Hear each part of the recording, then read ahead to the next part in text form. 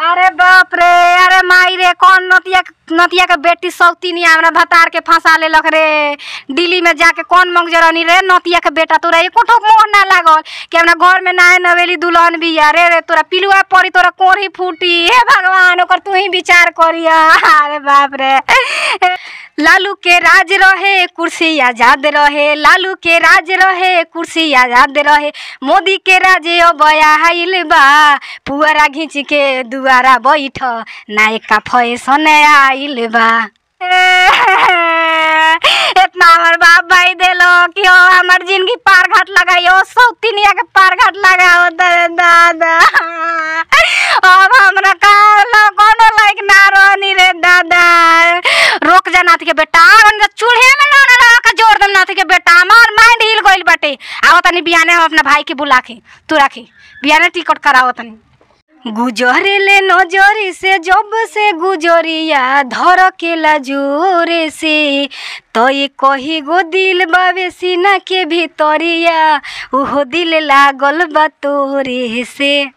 चलिए, तो इस वक्त हम मौजूद है सिवान में, और गरीब घर में पैदा होकर गरीब ही मर जाना ये कहीं भी नाकामयाबी साबित होता है। हम दिखाएंगे मेरे बगल में जिस किरण कुमारी को देख रहे हैं, ये किरण कुमारी के पिता लगभग जब ये 12 साल के थे तो इस दुनिया से चल बसे, लेकिन उसके बाद से जो जिम्मेवारी घर का है, जो घर का आर्थिक स्थिति है, कहीं ना कहीं खराब हो गया, और अपने हाथ से सलाई, कढ़ाई, बिनाई, सिलाई के साथ साथ आज सोशल मीडिया पर काफ़ी इनका वीडियो वायरल हो रहा है, एक्टिंग कर रही है, गाना गा रही है, और ऐसा रील है। इसी के विषय में हम जानना चाहेंगे, और इससे कहीं ना कहीं आपको सीखने को मौका मिलेगा गरीब से कैसे उभर कर अपने आप को कामयाबी पर ले जाना चाहते। पहले बाबू एक चीज बताओ, जो अगर तुम्हारे पिता कितने साल के थी तो चले गए?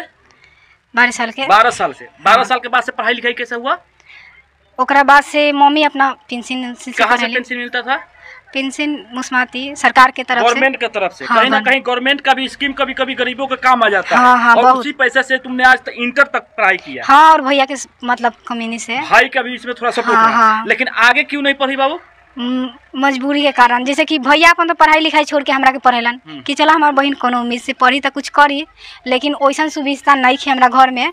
अभी तो मानता नहीं, एक आदमी 6 आदमी के खर्चा कैसे चला सकता है। कहीं ना कहीं वो मुस्मात से जो ये पेंशन मिलता था उससे आप लोग पढ़ लिख कर यहाँ तक पहुँचे। हाँ। लेकिन एक चीज बताओ, जिस ग्रामीण क्षेत्र में तुम हो, उस ग्रामीण क्षेत्र में अगर सोशल मीडिया पे दिमाग में कैसे आ गया, जहाँ पे घर से बाहर निकलना मना होता है, जहाँ से घर से बाहर पे मोबाइल से बात करना मना होता है, उसमें अपना रील बनाकर डालना कहीं ना कहीं काफी सारा परेशानियों का सामना करना पड़ता है। जैसे कि हम मतलब मैट्रिक के परीक्षा देला के बाद से सिलाई बिनाई जौन भी करतनी है, सिलाई कढ़ाई पढ़ाई पेंटिंग गेट पर्दा सब बनावल, चूल्हा चौका बर्तन के साथ साथ, तो हम मम्मी से कहनी कि मम्मी एगो मोबाइल किन दा, जना कि हम मतलब यूट्यूब के माध्यम से कुछ सिलाई करें, डिजाइन ब्लाउज सियम सीखे मने। हाँ, मोबाइल किना। हाँ, ओकरा बाद किनाइल, तो ओकरा बाद में मतलब घर सबसे से पहले घर के लोग पर विश्वास अगर हमरा पढ़ाई के चाहिए कि हाँ हमार बेटी गलत ना मतलब प्रयोग करी, तो हम गलत प्रयोग नहीं कैले, हम सही प्रयोग कैनी, ओकरे हिसाब से मतलब हम देखत रहनी। हाँ, ज़्यादा दिन से ना, लेकिन हमारे बचपन से शौक रहा, कोनो भी गाना कहीं भी सुन लेनी तो याद हो जाई, चाहे फिल्म के डायलॉग भी देख ली तो याद हो जाला। चलिए, ये बहुत खूबसूरती है। हमारे यहाँ की ग्रामीण क्षेत्र की लड़कियां भी कहीं ना कहीं अपना हुनर लेकर सोशल मीडिया पर आती है और अपने आप को एक मकाम भी पाना चाहती है। सबसे पहले एक चीज़ और हमें बता दो कि सोशल मीडिया पर जब आई है तो कौन सा एथी लेकर, क्रिएटर लेकर, क्या चीज? गाना, एक्टिंग भी है। हाँ, एक्टिंग है। हाँ। अच्छा, थोड़ी देर पहले जो हम दिखाई थी वो एक्टिंग था। हाँ, दर्शकों को हम बता दें, जब हम स्टार्टिंग किए थे, इंट्रो था, वो इनका एक्टिंग था और उसी का वो झलक था। लेकिन हम जाने गाना के बारे में, कोई गाना ऐसा गाओ कि हमारे दर्शक सुने कि हाँ तुम में वाकई में क्वालिटी है गाना गाने की। जैसे गुलाबी जो ही सन खिलल बारू, तू भावरा से मिलल बारू, करत दिल के कतले बारू, के करे मेहनत के फले बारू, लाली उठावा लले चावे, करत दिलेवा इलू इलू, हीरोइन हो हीरोइन तना नो पिएलू, कहता अखिया नशा में जिएलू, बताव कहीं गांजा तना नो पिएलू, कहता अखिया नशा में जिएलू, हीरोइन हो। गांव देहात में अपना के यहाँ अक्सर शादी ब्याह होला। हाँ। और शादी ब्याह में बाजा एगो घर में जौन औरत रहेली सन तन बाजा बजेला, अब बाहर तिलक पे लोग आवे रहेला। हाँ। ई तो कहीं ना कहीं सभी लड़की के भी पता हुई गावे के। हाँ। तनी गईबू तनी देखा तारा मुंह से केंगा लगाता हुई गाना। हम तो दुआर आली पले रहनी पियरी माटी से, आ बरतिया साला वही लखराती के मारो मारो ए कौन भैया लाठी से, सारवा काहे आइल राती के। चलिए ये तो ग्रामीण क्षेत्र की गाना है जो लगभग सभी महिलाएं गाती है। लेकिन जिस प्लेटफॉर्म पर तुम काम करती है उसमें ये बहुत कम चलता है। जो चलता है उसमें कौन सा गाना तुम्हारा रील्स में या कौन चीज में कौन सा गाना फेवरेट है? एक बाद कामू धामू घर के होला खाली रीले बनल है? हाँ, काम सब हो जाला। कौन सी काम होला? जैसे कि चूल्हा चौका बर्तन सर्तन, सिलाई फराई कढ़ाई बिनाई एंटिंग पेंटिंग जितना सब हाँ। ओकरा बाद में गोबर गोलथार बकरी छेर कटनी पिटनी ओसौनी दवनी जितना भी धान उसिनल कुटल छाटल सब कुछ आएला। देह नाता हाँ मम्मी के देह नाता जितना काम बर्तन सब काम हो जाला। हाँ, ओही में एगो रीलो बन जाला, ओही में इंस्टाग्राम चलेला, ओही में यूट्यूब चल जाला, फेसबुक चलेला। हाँ, जैसे कि हम रील लूं सबसे पहले 3 बजे उठे नी और डाल दे नी कि हमरा काम से तो फुर्सत मिली ना। 3 बजे सवेरे कि शाम के? सवेरे भोर में 3 बजे उठ के पहले रील डाल। हाँ, रोज अपन काम करत रहे तेरे लोग देखत रहे। और बाद में खुद के देखत रहे चलल बा खत्म नहीं के चलो। हाँ, ओकरा बाद में इतना सीखाऊं के बा। ओमे सीखाऊं के बा। हाँ, ओकरा बाद में अच्छा एक का वीडियो देख के सीखे में अच्छा लगला, माने देखिए कौन कोई सीखो तो।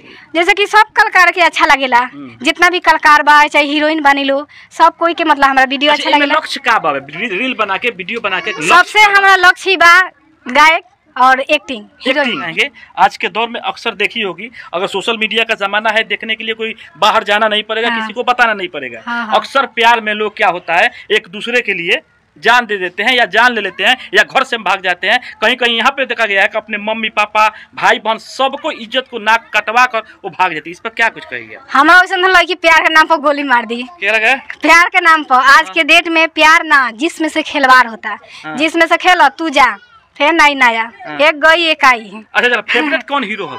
फेवरेट सबसे ज्यादा मतलब पवन जी। पवन जी के कौन एक्टिंग में बोला था? हम बिहारी देहाती है जनाब, हम बिहारी देहाती है जनाब। पवन जी खेसारी जी के साथ सॉन्ग गाएंगे, पवन जी खेसारी जी के साथ सॉन्ग गाएंगे, उसके बाद बिग बॉस में जाएंगे। हम मनीषा रानी क्या है उससे भी बेटर जलवा दिखाएंगे। क्या बात है, गजब क्या। चलिए तो ये ग्रामीण क्षेत्र की ये लड़की है जिसका उम्र लगभग 19 साल है। 19 साल में लगभग बहुत सा ऐसा दुनिया देख चुकी है और उस दुनिया को देखते हुए अपने आप को इस जलवा सिवान में फैला रही है और दिखाने की कोशिश कर रही है कि गरीब से कैसे उभरना चाहिए। और सोशल मीडिया पर ग्रामीण क्षेत्र से भी लोग जो है लड़की है वो कैसे आना चाहिए। एक चीज हम जानना चाहेंगे, आखिर में जानना चाहेंगे, बहुत ऐसे लड़की है जिनके पास हुनर तो रहता है लेकिन सोशल मीडिया पर प्लेटफॉर्म पे आना नहीं चाहती है क्योंकि उनको घर वाले भी मना करते हैं और बाहर कमेंट भी मिलता है। क्या कहेगी? जैसे कि हम दोनों का से झेल के इतना कुछ कोयला के बाद में हमारा एक रहे कि किस्मत के लकीर कोई मिटा नहीं खे सकत है। जौन हमारा भाग में लिखल वह खुदे चल जाए। ये सब भागे के नु लिखल बा कि इतना कुछ रहला के बाद भी हम केहू के घर बसा सके नहीं। लेकिन अभी के डेट में हम अपन हुनर दिखाओ तनी तो ये सब मतलब हम अपन सहन और शक्ति हम अपना से हिम्मत बांध के ही करतनी और उतना ताना सुन के। तो जाते जाते एगो कोनो शेर हो जाए दर्शकों के लिए। समुद्र को चाहा तो लहरों की याद आई, आकाश को चाहा तो तारों की याद आई, और फूलों को चाहा तो कांटों की याद आई, और अपने आप को दिल को चाहा तो मैं अपने आप को याद आई।